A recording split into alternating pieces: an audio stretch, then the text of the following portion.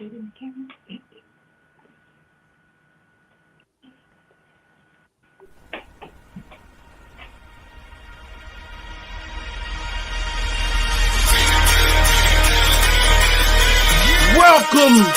to the Bird Gang Nation Sports Media Show, repping the greatest team of all time.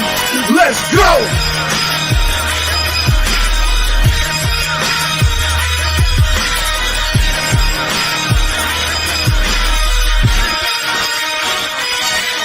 Bird Gang 31, he be the host with the most. We going deep, burning teams. They ain't nothing but toast. It's in your rest there. Sirianni put me in coach, running like Miles Sanders till I bumped my head on the post. Touchdown! Yeah, that's coming. Devontae's crazy route running. Jalen hurting them, throwing lasers to Rager, young gunning. Come on! On the D side, we ride, sack him with Fletcher, lay him out on the stretcher. No one can protect you. Watch Darius lay him, shutting down your routes. Come on! In my green John, eating Philly cheesesteaks. Put up your cups, wings up, if you can relate. Tailgating at the link like Gangsta Stride. To the Bird Gang Nation, that's worldwide.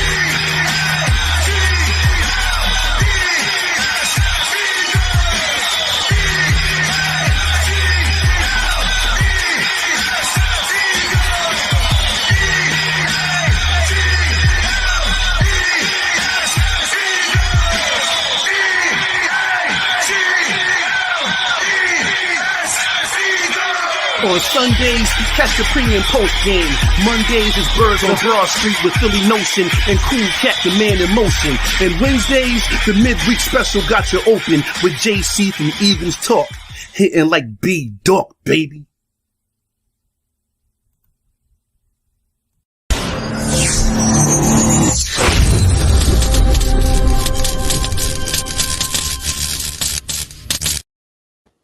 Welcome to another episode of Bird Gang Nation Sports Talk. I'm your host, Bird Gang 31, and I brought back my guy Chris McPHERSON back on the show to break down these Eagles. You know, last time we talked, it was before the draft, but before we get into it, how you doing today, my guy? BG, great to hear from you, and you got to give a shout out to the missus. I think she's the one holding it down behind the scenes there, making this whole thing come to life. So, no, we said last time we chatted that I would definitely be back, and here we are. So glad to make it happen. All right, Chris. So first off, how'd you like the draft? You know, was it everything you wanted? You know, we were talking about will the Eagles get the linebacker? Will the Eagles, what are they going for? You know what I'm saying? It seemed like we got everything we wanted in some. Yeah, you wanted like names, positions, you wanted the whole deal the last time I came on. So I mean, the Eagles addressed and attacked everything they needed to. You know, they bolstered the defensive line with an outstanding talent in Jordan Davis. You know, and then I think they shocked everyone by getting Jalen Hurts, a premier weapon in A.J. Brown, someone who he has chemistry with, being a close friend of his, someone who's a proven playmaker in this league, 24 career touchdowns, been absolutely outstanding since he was a second-round pick out of Mississippi going to the Tennessee Titans. You know, it was a situation where the Eagles all offseason looked to get a veteran playmaker on the outside to complement Devontae Smith and Dallas Goedert and all the weapons they have, Miles Sanders, and I can go on and on, of course. But nonetheless, they needed someone to round out that receiving core. They were looking for someone, and I think most of us thought they would probably come in the draft, and certainly there were a lot of connections to the Eagles and, you know, being connected to this guy, that guy in the draft. But at the end of the day, they want a proven veteran who could come in and be the leader of that receiving core, and they found that man in A.J. Brown. Yeah, I think it's smart that we waited to do it this way, you know, because I think he's better than the options we would have did if we would have went out and got, you know, one of these free agents and paid him the big money, you know, to be coming here like Christian Kirk to Robinson. I really like A.J. Brown. I think he's a stud. Yeah, I mean, I just love the attitude that he plays with. You know, this is a great offense for him to fit in. He was out there in Tennessee that was a run-centric offense. You know, Derrick Henry was the focal point of that offense. You know, Ryan Tannehill distributed the ball, but you know, when A.J. Brown, he was perfectly fine. He got his touches. He made the most. He was the guy in that offense from a receiving standpoint. You know, he comes here to Philadelphia, and not all the burden has to be on him, okay? He doesn't have to be, the only focal point for defenses to worry about because you got Devontae, because you got Goddard and everyone else. So, and he's got that connection with Jalen Hurts already. So I just love the physical style brand that's going to be perfect for Philadelphia. Fans are going to absolutely love it. It's going to be electric. So, I think it's going to be a perfect marriage, getting his skill set, his talent, his age, his experience. It's just the preeminent guy that you could want in that position. And for what the Eagles had to give up in the draft, not a whole lot. Let's be honest. Not a whole lot at all. So to get a guy who could come in and be your go-to guy from day one. Yeah. Hey, Jordan Davis. Now, do you think, I know a lot of guys talk about Jordan Davis, his motor, do you think this guy, because I feel like this guy's special. I feel like, you don't teach size and athleticism, No. That's something that makes his floor very high, that alone. And then the upside, well, that can be one of the best defensive tackles to play. I'm not saying he's there yet. Obviously, got to go out there and do it. No. But you know what I'm saying? Like, that's a huge upside in that guy. Yeah, I love the BJ. The point you brought up is his floor is so ridiculously high because at the very least, I think he's going to be an outstanding run defender. And if you get that alone on first and second downs, and then you get Fletcher and Javon and Milton Williams, and then all the guys on the D line able to feast on third and long situations, that's going to be great for Jonathan Gannon. But the thing is, the way that Georgia played, they did not need Jordan Davis to be the guy to go get. Look at all the draft picks. Basically, it was the entire Georgia defense was selected in this year's draft, essentially. And there's guys that are going to be coming down the pipeline.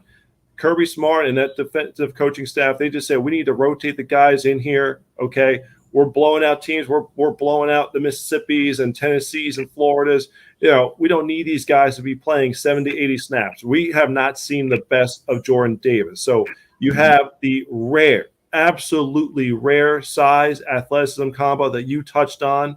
You have leadership potential because a lot of the guys on the Georgia defense will be like, hey, that's a guy who allowed us to roam free. Nakobe Dean will tell you. Quay Walker would have told you. All the guys will tell you we can roam free on the second level because Jordan Davis was eating up all those blocks up front. So between having someone like Tracy Rocker, a preeminent stud himself as a college defensive lineman in the College Football Hall of Fame, being your line coach here, having Jonathan Gannon be able to utilize you in a multitude of ways, the leadership aspect that Jordan Davis himself brings. He's someone that was cheering for guys and guys were supporting back and forth during the time at Georgia. There's so many qualities about him that, like you said, and I'll say this again, that the floor is so high, but the ceiling is just astronomical what he can be if he can fully unlock all of his gifts. And I believe the coaches, the personnel staff think that here in Philadelphia that he will be able to do that. They did a lot of work on him in the pre-draft process. He was a guy that visited the facility during the pre-draft process.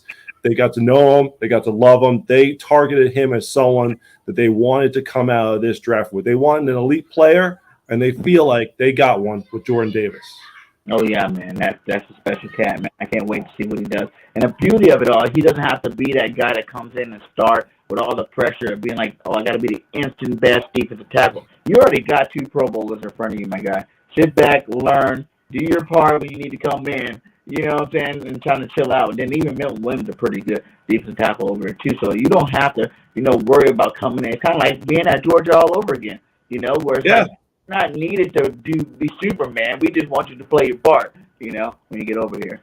That's the thing is that essentially 3 picks after he was selected, or 5 picks, I should say, at number 18, that they got the guy that all eyes will be on offense. And quite honestly, in this draft, if you're going to go of the guys who are drafted, all the eyes I think are going to be on Nakobe Dean.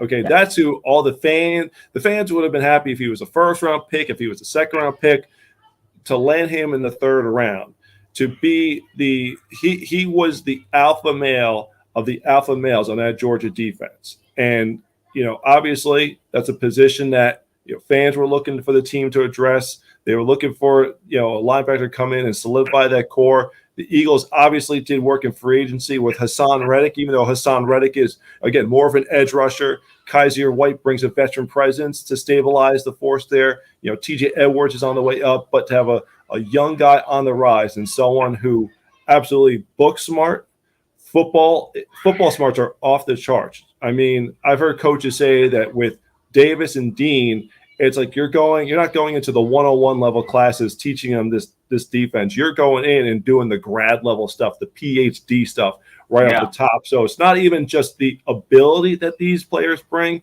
It's the intangibles, it's the intelligence, it's everything that the Eagles look for when they talk about the core principles for Nick Sirianni's program.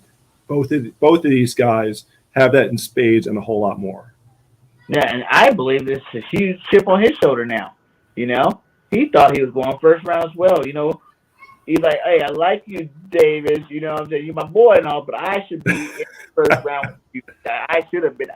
He was the captain of this defense. He was the leader, you know, that controlled that defense. You know, all the other first rounders and second rounders, they came out and they said it. You know, N'Kobe Dean was really part of the real leader of that defense. And the fact that he dropped so far, do you think that there was something that's going on with the pick? Or do you think that's more smoke? Because you heard him say that it wasn't anything. He never was told to have surgery or anything like that. You know, it's funny because you mentioned, let alone not even Jordan Davis being picked before him. I mean, he wasn't the first Georgia linebacker. You know, his boy Quay Walker goes in the first round. But from the medical standpoint, the Eagles were more than happy with the situation. You know, the doctors did all their research. They come back with the grades, and they flag guys. You know, Howard Roseman will be like, I really want this guy to pass. The docs will do their part, and they'll submit their grades. And if they don't feel like that someone's going to pass the muster, it reminds me, we're going to go back in time, but you think of the Axeman. A lot of teams flagged the Axeman because of a knee issue coming out of college. Didn't think he was going to have a long career. Well, where did he get selected? Third round. What did he have? A Hall of Fame career as a Philadelphia Eagle, helping the Eagles get to the Super Bowl in that 2004 season. I'm not saying yet that the N'Kobe Dean is going to do that, but, you know, N'Kobe Dean, from a medical standpoint, the Eagles, you know, like, he passed all the tests. He's been participating. He participated in the rookie mini camp. You know, there seems to be no qualms from the Eagles standpoint about his health status or anything along those lines. Do you think Dean starts game one? We'll see. We gotta get him on the field. We haven't put pads on. We haven't train camp. They're just learning the basics. I mean, he's gonna have an opportunity. I will say that he's gonna have an opportunity to start day one. But you know, we got to see him out there on the field and see him out there with the pads on. See how he looks in this defense, which I can't wait to do. So the offseason program goes for a couple of weeks. The guys will have a break until late July, and then things will get heated up for real. So we can't wait to see him out there and see how this new linebacker core looks. Yeah. I told you I wanted 3 new linebackers, Chris. I wanted 3 new linebackers. Look like we got it. Kaiser White, you know, outside. You got Reddick outside, and now you got Dean. And I really feel like Dean is that middle linebacker this team's been needing for a while. You know what I'm saying? The way he can break down plays, you know, and be there before the ball carrier is there, be there before the receiver. That's a gift, you know, and that's where you see all the elite linebackers in the league have that gift, you know. You know, we always talk with the Cowboys guys, you know, they're like Michael Parsons. And I think it was Lord Bronson. He was saying that there's a big riff about it. He's saying that, you know, Dean could be a better linebacker than Michael Parsons. And like everything just blew up. You know, like, how can you say that, you know? But I was like saying, like, I kind of agree with him to the point because Michael Parsons is like a pass rush linebacker. That's the point. That's a good point. Yes. He moves up and down. You know, he's more of a pass rusher. That's what you know, that's his bread and butter. Like, Dean is that captain in the middle, controlling everything. You know what I'm saying? Like, you don't even need to pass rush him. He's going to be coming off on linebacker blitzes, obviously. But you don't have that area of expertise. He's not going to be on the end probably most of the time running off the end long pass rushing moves like that. You know, that's what we got Reddick for. You know, that's what we got Johnson for. That's what we got Sweat for. You know, we got a long list of guys now that can handle that, where he can literally sit back there and be the captain of his defense. Like the air traffic controller, you know, think of him like an air traffic controller, just running the show from back there. So no question about it. Bradley, the Eagles just picked up Bradley. How big of an impact do you think that is? Are you a fan of Bradley? Bradley, Bradbury, you mean? Bradbury, yeah. Sorry. Bradbury. I was about to say Sean Brad's been around a little bit, but James Bradbury. I mean, you know, that solidifies that cornerback group. Now all of a sudden you look at that group with Darius Slay. I'm sorry, Big Play Slay. Shouldn't be calling him Darius. Doesn't like that. Okay, big play on the one side. Bradbury on the other, another proven playmaker, and now you have Avonte Max there in the nickel spot. I mean, you could put that trio up against any other trio across the NFL. Just instantly, that's the one move. It's just funny because once Bradbury was released, once the Giants couldn't get a deal done, everyone said he's going to be an Eagle. Okay, not just the fact that you didn't have a bona fide starter there opposite of Slay, someone who was experienced. You didn't have that in place. Plus, you get to play the Giants and get back at them twice a year. That's a nice little bonus. But Bradbury wanted to go to a winner. Okay, guys believe this locker room believes that this team can do something special. Now we're sitting here on May 25th or whatever. Before we're not even at Memorial Day weekend yet. There's a lot that still has to happen, and there still could be changes that come down the line here. But the main thing is, you look at this roster. There's just you could roll this team out tomorrow and play ball with no major weaknesses, and that's why it goes back to, I know the early part of free agency, fans were anxious because all these guys were flying off the board, and the Eagles got Reddick, which was obviously huge to improve the pass rush, but then not a lot else had happened. What's going on? Look at this team now compared to the one that was in Tampa Bay at the end of the season. There's no question. There's no question it's a better team. Yeah, you have in the graphic question, is this a top 10 team? I know that was the big Peter King article this week, but this was already a team that was probably, you take the playoff teams. Okay, if you put them in the playoff, they're no worse than 14th. Mm-hmm. This team is vastly improved from the time the season ended between free agency, the draft, the trade market, and now you even have the post-draft signing period as well, with the additions that they've had in the last couple of weeks, getting Bradbury into the cornerback mix, and then adding adding the veteran who played in Washington, Jimmy Moreland. It's a guy with like 40 games experience. Okay, is he going to be your starter? No, because you got other guys in place. But he's going to push the guys because you have a lot of guys you need to learn about. Zach McPherson, you got to learn about. Mac McCain, Tay Gowan, Kerry Vincent. These are all guys that you need to push and learn about in training camp. But if something falls through the cracks, you got another veteran option in Jimmy Moreland. Just, again, goes back to raising the floor, okay? At the very least, you have a very strong group. That's the thing the Eagles really learned about. You can't just be one deep anymore. You know what I'm saying? We've had years where that affected us, one deep. And now we're struggling trying to get things together, you know what I'm saying? I feel like Howie's really building a nice depth around here.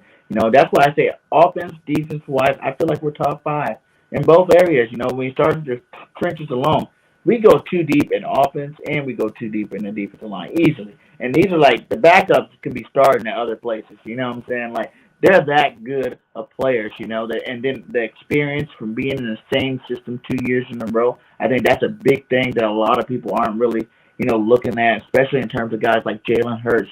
No one's seen him, like we said before, no one's seen him play in the same offense 2 years in a row, No. same system. So we're getting a chance, an opportunity to be the first to see him do it, and see how he's progressed all the other years where it seemed like every year he still was getting better.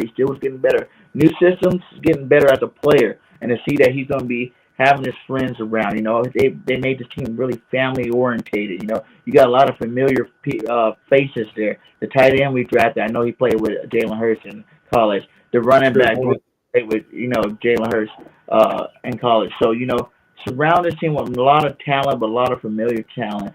And I really like what they're doing out there. And I think Jalen Hurts is looking for that guy. Do you think that we're Super Bowl contenders? I mean, they're gonna be in the mix. Like I said, we got to see how this team progresses through the course of training camp. You got to see how it all comes together. But obviously, the first goal is going to be winning the division. And again, this goes back to you vastly improved this team. Now, you can look at the other division teams. Dallas still has plenty of talent. They're going to have Dak Prescott as long as he's there at quarterback. Look, they're going to be in the mix. Can that defense play at as high a level as it did last year? Washington, Carson Wentz, that's going to be fun to see how that all unfolds. I mean, that obviously 2 years ago, I think you would have said that's the big question mark, is that quarterback position, the stability there didn't work out when they got the name is Fitzpatrick. Fitzpatrick didn't work out for them last year because he got injured in the opener. But then is that defense going to come back? Chase Young coming off injury. Guys like Curtis Samuel didn't really play much for them last year. So that's going to be interesting to watch. And the Giants have a whole new front office structure, new head coach. Can they get the best out of Daniel Jones? It's kind of a sink or swim time for Daniel Jones. So, we'll be able to figure out what he's going to be able to provide at that position for the long term. So, again, this goes back to the number one MO was looking at the weaknesses, looking where this team needed to get better. And I think the Eagles have addressed all those areas. And to your point about the depth, it's so interesting that Big Play Slave pointed out how we're trying to be like Lito and Sheldon, going back to the mid-2000s, the Super Bowl 04 team. But if you remember how Lito and Sheldon started, it's funny because they were drafted when they had Troy and Bobby, and they had a chance to wait in the wings and bide their time. And then, all of a sudden, the spotlight was theirs and they rose to the occasion. It'll be interesting to see if Slay, who has a couple of years on his belt now in Philadelphia, went back to the Pro Bowl, had an outstanding season last season, and Bradbury, who was in the Pro Bowl 2 years ago, can still play at a high level. If having that outstanding play can just bring the best out of each other, because Steven Nelson held things down on his side. Overall, Steven Nelson, for being a late, just before training camp signing, solid addition for this team and held up his own on the other side opposite of Slay. Now, if Bradbury can give you that and more, with his ball skills, his versatility, able to play man and zone. I mean, I think Jonathan Gannon has all the pieces that he's looking for, that maybe he didn't have last season. He's got all these pieces. It'll be quite fun to see during training camp how he's going to look to put them all together. The work's being put in now. The practices are happening now, but we still have to see whether or not they're going to be a Super Bowl contender. Can they remain relatively injury-free, knock on whatever? Can this offense with A.J. Brown take the next leap? Can Jalen Hurts, like you said, take the step forward? And can the defense improve that pass rush, lock things down in the secondary? And can we see Jonathan Gannon take strides in his second year as defensive coordinator? So it's going to be I think there's just a lot of hope and optimism if you're an Eagles fan right now that this is going to be a fun team to watch because you have exciting pieces on both sides of the football. There's great personalities. There's outstanding top-tier players. You have everything that you want at this point in the season. You have the opportunity that you can be a playoff team. You have a team that's capable. If they put all together, that's capable of making a deep run. It's going to be so much fun counting down the days before training camp as we go through the summer here at BG. Yeah, I wish we were playing already. I feel like all the work that Howie done, that he really has shifted the pressure. Like, I know Jalen Hurts got his pressure. He's going to have a pressure. He's a quarterback. All quarterbacks got the pressure of being the leader of the team. But I really feel like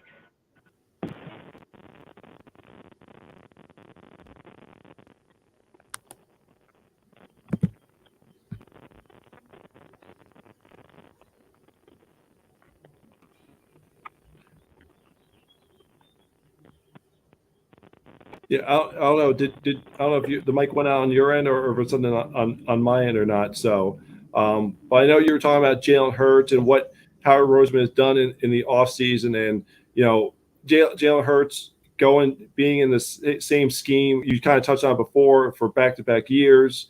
It's going to be so critical. I think this team is giving him the best chance. I don't know if I would say it's like pressure or anything like that. I think that they are just genuinely giving him the weapons he needs to bring the best out of himself, because the guys gravitate to him from a leadership standpoint.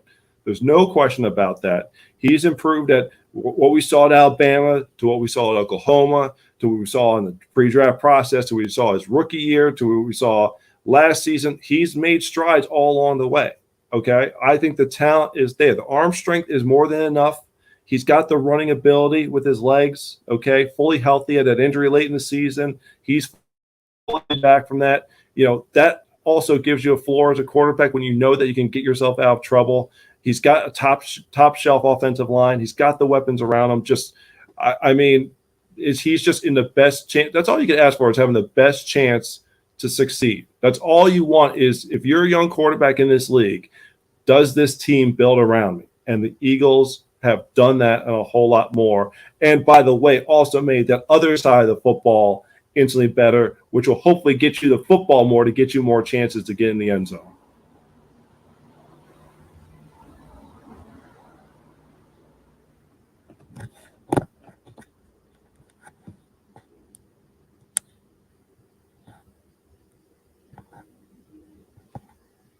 Yeah, I'm not hearing you, BG. Oh, if the sound's going out. No, I'm not hearing you. So.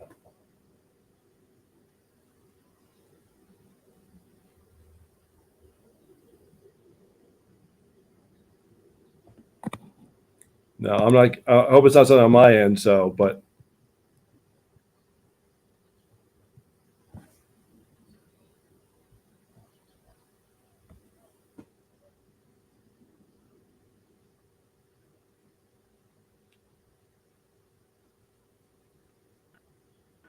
Can you hear me? There we go. Now we got you back. There we go. Sorry about that. You're good.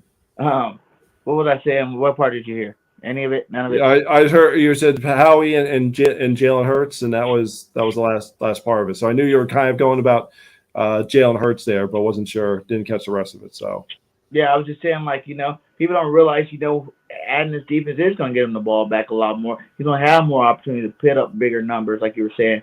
Like, it's going to be crazy this year. That's why I say I feel like the pressure is kind of off him as much. He just has normal quarterback pressure as opposed to like the franchise win, because the franchise went out and supported him. Everybody doubted that they're gonna do it. Everybody's like, do they even want him? Are they down with Jalen Hurts? I feel like they went out and showed you, hey, we think we can win with you, and here's a winning team. Here you go, my guy. Yeah, no question. It's funny because I thought you were going to say the pressure is on him, and I think there's that perception that the pressure on him. But it's to your point that there's so many people that take the pressure off of them because you've got a great offensive line. You've got the number one rushing attack coming back, okay? Largely intact, okay? You have the number one rushing attack. You have better weapons on the outside. Quez Watkins being like, your number 3 guy with Devontae and with A.J. Brown. Dallas Goedert, is the guy from day one, unlike the past. Just overall, it's so much depth across the board. Now we just got to see how it all comes together. We got to see how Nick Sirianni evolves too. I mean, that's going to be a big part of this. Is he needs to make the leap in his second year as well, taking what he's learned from year one and kind of building upon that. We saw how he was able to adapt in his first season. Realizing the offense needed to be tweaked a little bit. The defense went through its changes. At the end of the day, Nick Sirianni got him into the playoffs in year one. Okay. They went up against a top tier team in the Tampa Bay Buccaneers. They saw what that level of play is like, and then Howie and his crew went to work to get the Eagles closer to that level to see how high they can get. So, it's overall, as an Eagles fan, it's probably, if you were to ask an Eagles fan about the offseason a week, 2 weeks into free agency, they'd probably be panicking, wondering where all the moves are coming. If you were to say, okay, they're going to add Bradbury, they're going to add A.J. Brown, they're going to get Nakobe Dean, they're going to get Jordan Davis, you're going to get Kaiser White, another veteran linebacker. Like, it's astounding what they've been able to add. We got 3 linebackers. What, the Eagles got 3 new linebackers? 3 new linebackers, just like you wanted. Yep. Crazy. How much different do you think Knicks will do? Like you said, we are the number 1 rush team from last year coming in, so we need to run the ball still. How much more? Do you think it's going to be more of a balanced attack, 50-50 now, or do you think Nick might try to do more of what he did, early last year and try to go more like 60-40 with the passing game? Yeah, I mean, I think it's going to depend on the opponent, but I think overall, I think they realize to win in the NFL, you pass the football. You got to pass the football first. That's the big thing. That's a big thing there. I like the little comment there about you dressing up, PG, taking shots at you, man. But usually go with that on or some BG merch. But it's a special occasion. What can you say? So, but I definitely think overall, I think we want to see more of a passing offense. But again, when you add a guy like A.J. Brown, this is a guy who can take a short pass and is tremendous with the ball in his hands to get the yards after the catch.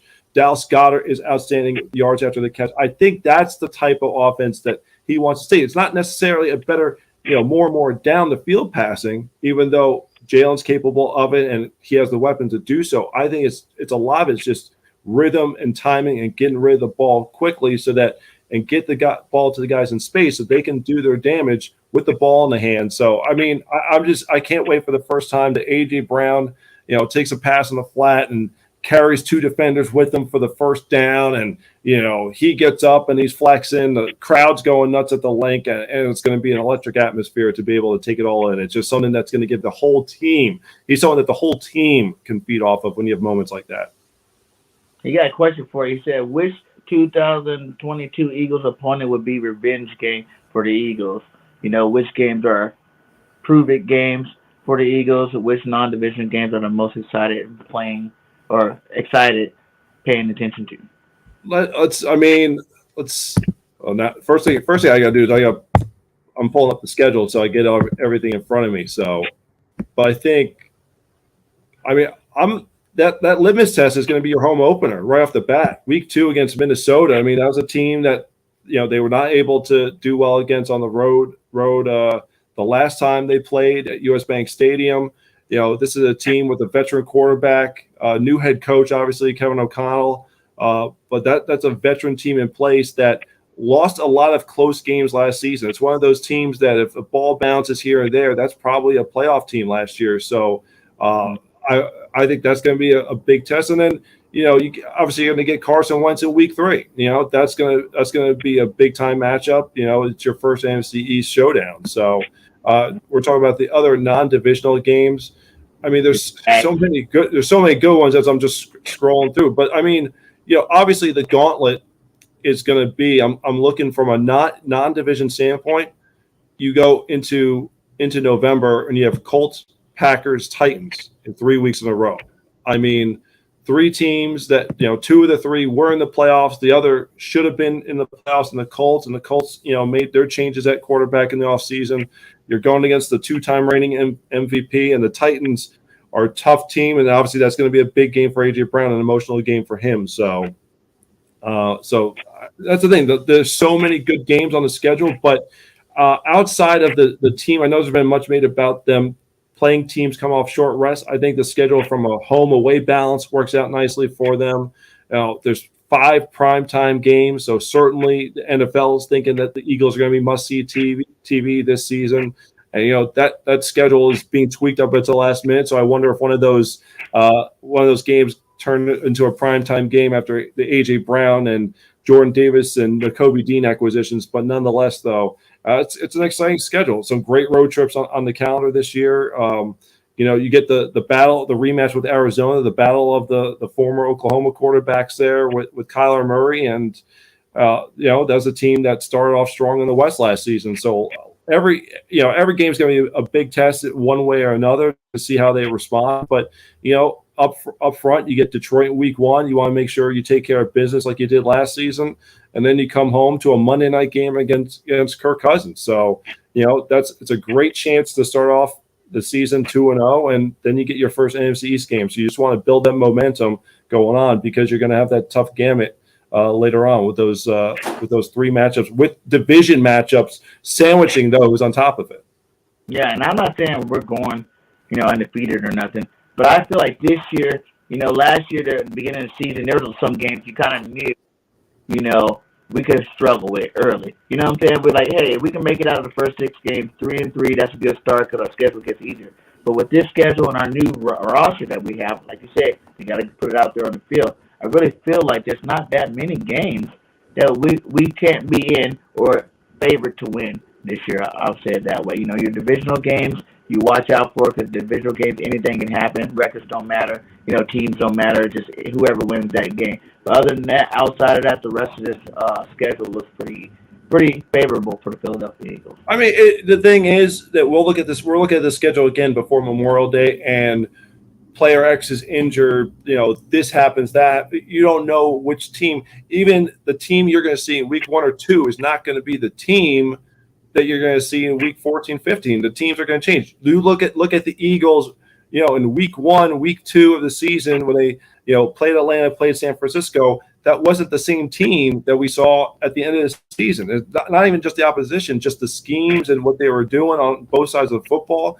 Teams are going to evolve. So it's just a matter of they have good coaches. They've got good talent. Okay, can they remain healthy?